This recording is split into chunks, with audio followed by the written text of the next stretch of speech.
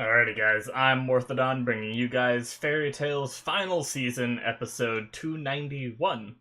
Um, I'm recording this way in advance to when it's going to release, but that is because I'm trying to get ahead of the game for two reasons, because I'm going to be releasing early access on my Patreon soon, as well as, actually by this point, I think it might be released. Shoot, I had my schedule up too.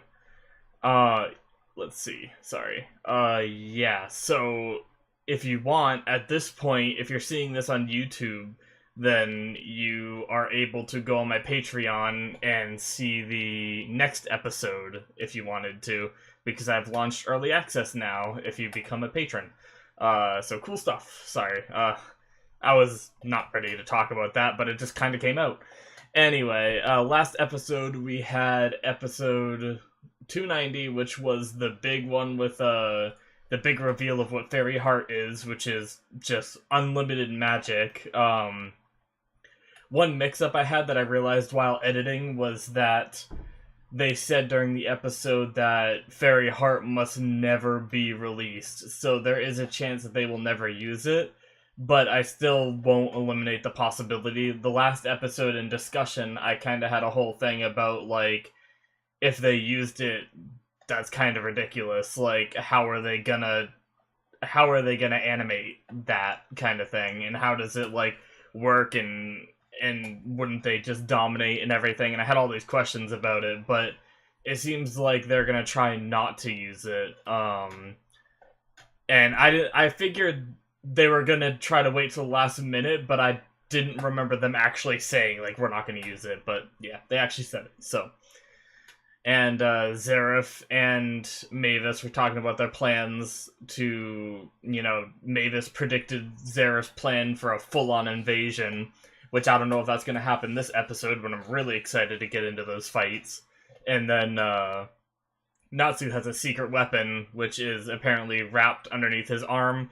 Last episode I did a lot of speculation on what it could be. I still have no idea. The only revelation I did have is he said it's an ability he created. So pretty much all the predictions I had in the last episode, except for maybe the fact that it's like partial awakening of E.N.D. on his arm that he's hiding, is like all the other ideas I came up with are kind of null and void because none of them are ones that he would have created. They're all ones that we've seen in the past. So anyway, without further ado, let's jump into 291 and see what this episode has for us this time. So that is the end of episode 291. Yeah. So, I have to think about that for a second. I'm so, like, distraught after that episode. That was a really good episode. Damn. So I guess I'll kind of go from the beginning. We had Mavis flying around, checking on everybody, which was pretty cool. She wanted to make sure that everybody was in, like, a good mindset. And I wonder, what would she have done if some people weren't, you know? Like, I guess what was the purpose of checking, you know? Because to me that, like... Yeah, I guess I just don't know what she would have done. I mean, I guess she might not have done anything. Maybe she just would have been more wary and calculated it into her plans, you know? Because the more information she has, the more she's able to accurately predict what's gonna happen. So that's probably what it is. But yeah, so we had basically all the characters showing their, resolve and everything, and then it went right into the attack. I liked what Makarov said right before the attack, mentioning how they're all... I mean, essentially what he said was they're all nervous and worried, but they're keeping themselves grounded and surrounding themselves with other team members to help them stay grounded, and not freak out, which is pretty cool. And I always love when he takes, like, the father role or grandfather role, like, just, like, being like, I need to protect my kids and stuff like that. Although, even though he hasn't had too many badass moments, I'd love to see some more, like, epic fighting from Makarov, but it's usually, like, he gets defeated or he's not there to take down the enemies. I think, like, the biggest time he really took something down was, Phantom Lord's Master, right? When he used Fairy Law. That might have been the only time we've seen him actually take someone down. So it'd be cool, since this is such a large-scale fight, to see him go toe-to-toe with someone from beginning of the fight to the end, you know? Because we just don't see that often. But yeah, that'd be really cool. So the fight started, and 50 ships came from the air. I don't know what direction that was. And they started bombarding the city, and Freed, which is pretty cool, had an enchantment set up. But it wasn't quite enough, so everyone went and attacked. Sorry, I know I'm saying everything that happened in the episode. I'm just trying to, like, play through it so I know, like, what I want to stop and talk about. And, it's really cool that Freed was able to defend so much. Like, I don't know how that defense works. So he sets up the enchantment, but it, like, does every blast that that barrier take, like, reduce his magic power in order to, like, we'll say the enchantment, like, or, like, the projectile hits the wall, and that takes up, like, you know, maybe it destroys a section of the wall, but doesn't go through it, and he has to use his magic to, like, repair that small section, and he has to do that for every little bit that's getting hit, and that's what's draining his magic. I was just trying to think about, like, how it's draining his magic, and why just setting up the barrier, it isn't just, like, there, you know? So that's interesting. It's really cool. I wonder if he set up any other traps throughout the city, because during the, he might not have had the magic power to do that, and I wouldn't be surprised if he didn't. But it is something to think about. During, what's it called? The Battle of Fairy Tale, I believe the arc was called. We had, Freed setting up a enchantment around the entire city, and then, or town. I don't know if it's considered a city or a town. And then he set up a lot of smaller traps all around where if you step in it, you trigger it. Now, the thing is some of those seem so overpowered, I don't think they could logically use them, because technically, couldn't he set up a bunch of them that just say you cannot use magic within this barrier, and then just have a bunch of people outside of it blasting magic inside to kill them, you know, or injure them? Because I know they don't like to kill a lot on here, but I don't know what they're going to do in this case.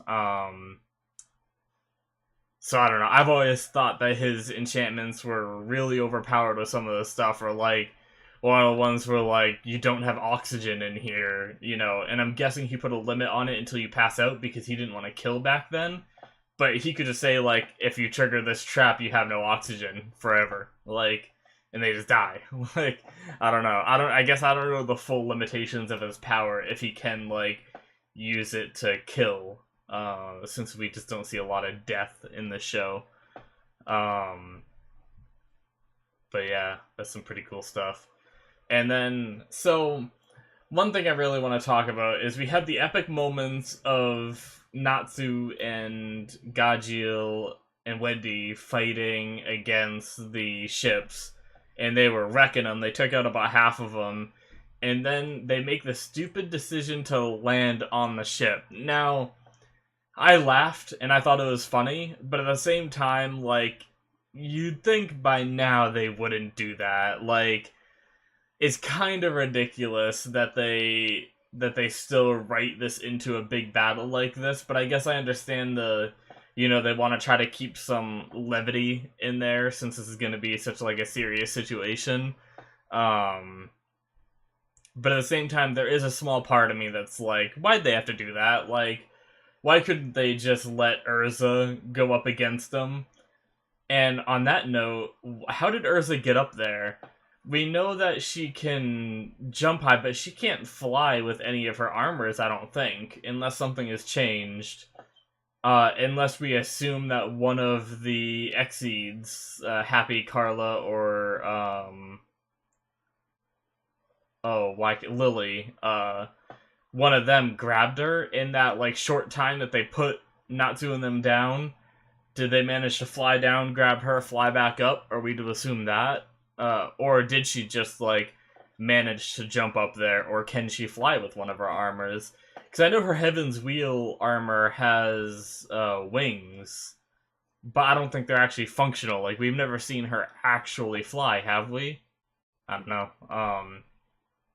But either way, it was pretty cool with her coming in to save them, but that being said, that shouldn't have happened in the first place, because they should have known better not to drop off the 3 Dragon Slayers that can't ride vehicles that has been going on since the beginning of the show on a vehicle. Like, especially with how smart, like, and it wasn't even, the thing is it also wasn't even a blunder of just, like,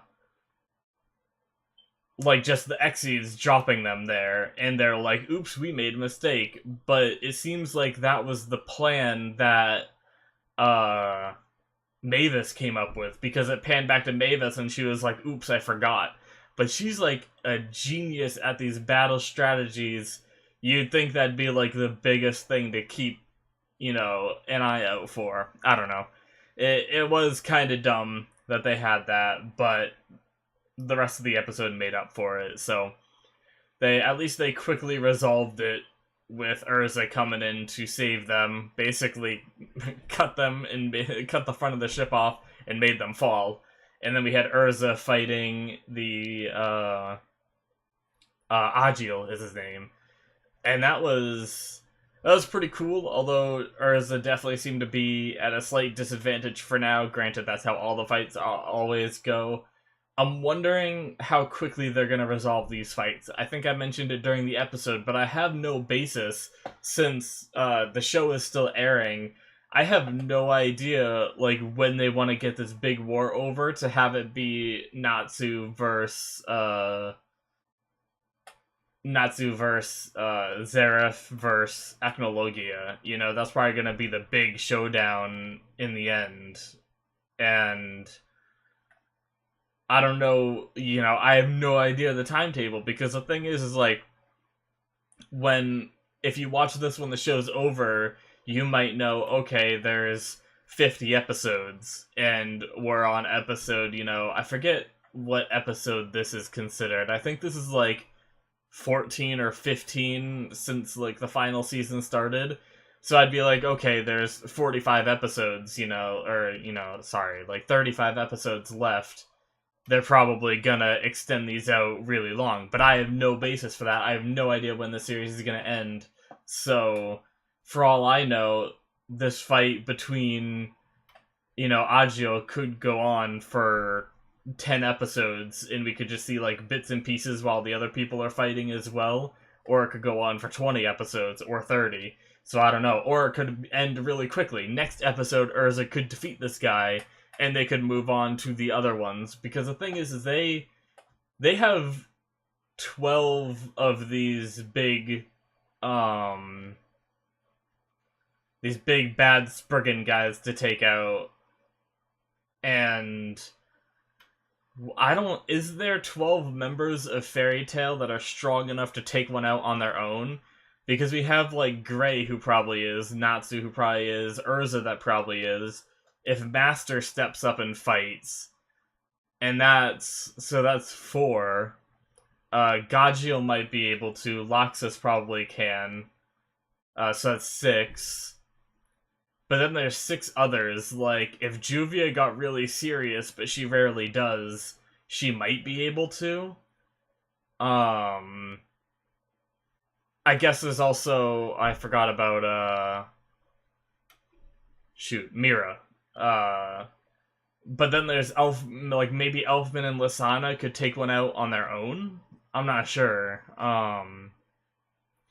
But then we also have Crime Sorcier coming in, and Jalal might be able to take out one. I'm just trying to think of, like, how many people we have to, like, take them on, And then, like, all the grunts could be taken out by the lesser Fairy Tail members that wouldn't be able to, like, take them on 1v1. But yeah, interesting. I have no idea how this is gonna turn out, to be honest. I'm pretty excited though.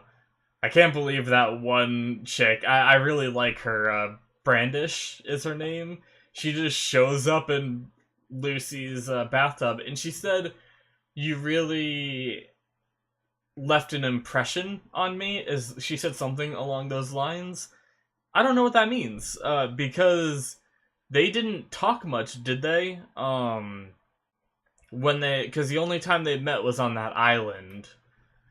And I don't believe she said much to her, so why did Lucy leave such an impression?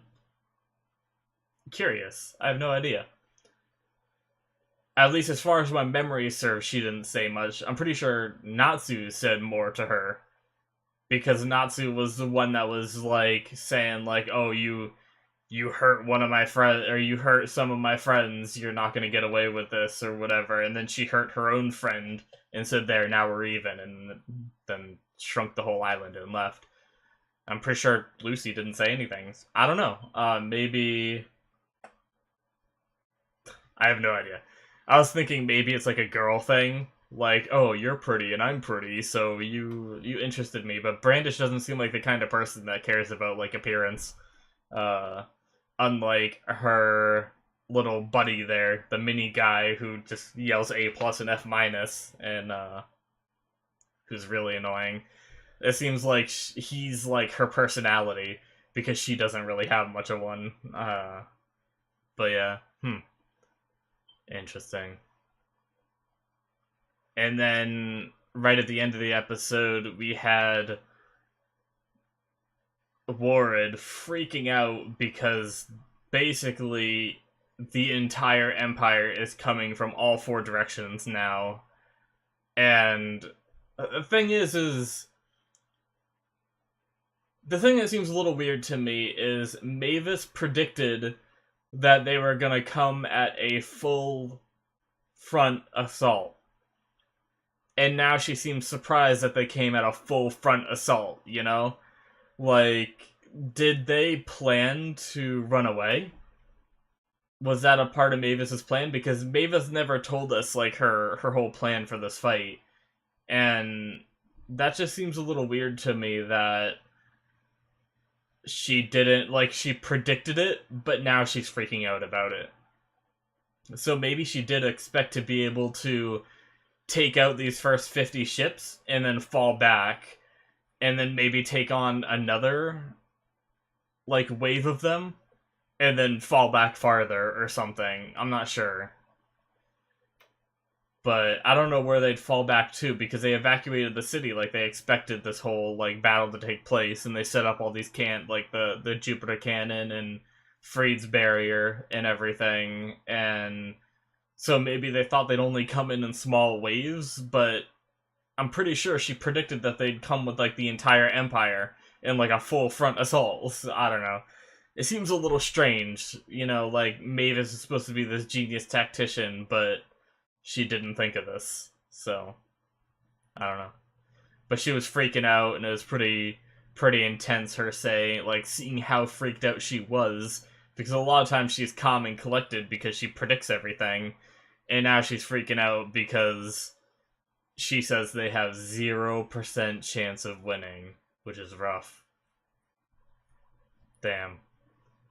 And then there's also the wall guy I didn't mention. He broke down the barrier. He's a strange looking dude. I don't know what he is, but it makes sense that he's the one that breaks down the wall. I mentioned it during the reaction, but his name is Wall, so if he gets through walls, it makes sense. And barriers and stuff, so I don't know if Wall has anything to do with, like, his power or anything, but makes sense. To me, anyway. Man. Although, the thing is like, he said something like 1 million troops are coming in.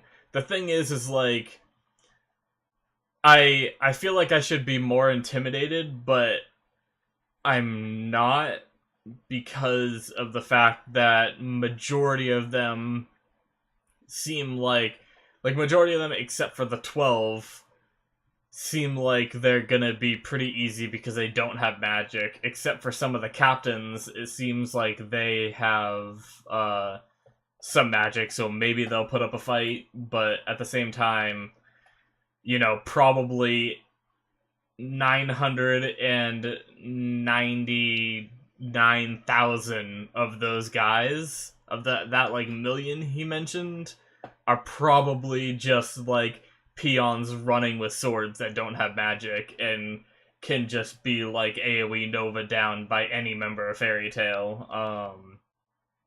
So it's just not as impressive. Now, if you said there was a million wizards, I'd be like, yeah, they're fucked. But interesting. Yeah.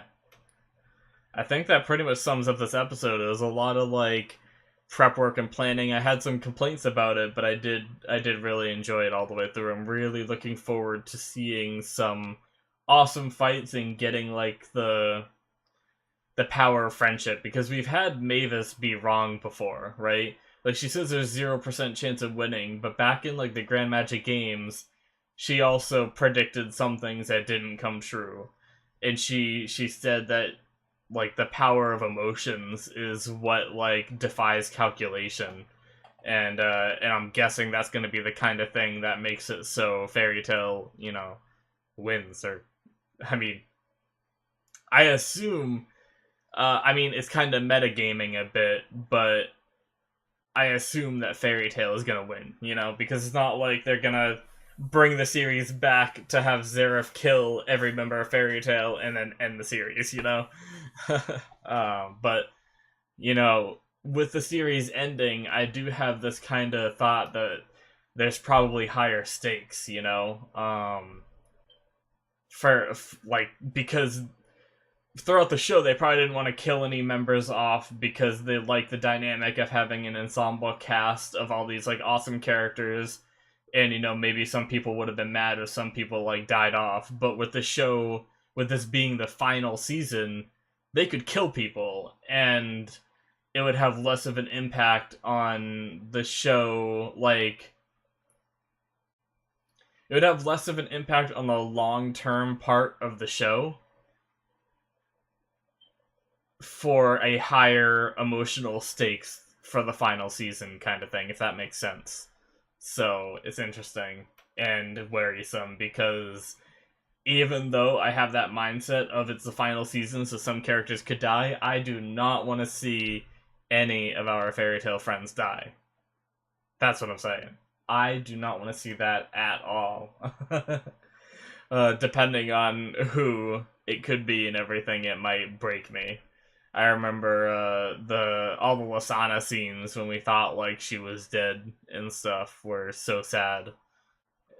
Man, even rewatching, I like get teary-eyed seeing it, even knowing the outcome, even knowing that she's alive, just seeing like the sadness in everyone. And they animated those scenes like so well when Elfman in his transforms scene like slapped Lasana, and all the sound like cut away for that moment. That was just so powerful. But yeah, I do not want to see people die. Oh man, so yeah, I'm guessing these next like ton of episodes are gonna be crazy, unless they go into like some character's backstory. Like, I feel like until this war is over, we're gonna have like non-stop combat. But who knows? Because which is crazy, because usually with shows, especially Fairy Tail, they do stuff where like not every episode is gonna be fighting, and once it gets to the fighting, it's resolved within a few episodes, because it is harder to do like more animation for the fights. Like, it's a much higher budget, which is why fillers come out. And also, fillers come out because they need to the manga needs to catch up and everything as well. But I assume some of these big fights are gonna take a lot more animation, and if they're gonna do a lot in a row, I wonder how they're gonna manage to do that. Like, maybe they're ahead Because I think a lot of anime do their episodes week by week, but it's possible that they already have, 50 episodes done before they even release the first one. They could be ahead of the game. I just don't know if that's the case or not, and that could be why they could give it 2 or 3 weeks to finish like one good episode or something, and they've been doing that these past like I don't know how many years it's been since Fairy Tail stopped airing. I think it's been at least like 3 years or so, possibly. I don't remember, but yeah. I guess that all that doesn't really matter. I'm just curious if they're gonna do big fights for these, because if there's 12 bad guys, it's possible that they could do 12 episodes just to resolve this friggin' 12, and I feel like it's gonna be more than that. They're probably gonna dedicate more than one episode to a fight, possibly. And then we also have all the lower captains that need to be taken out, and all the minions as well.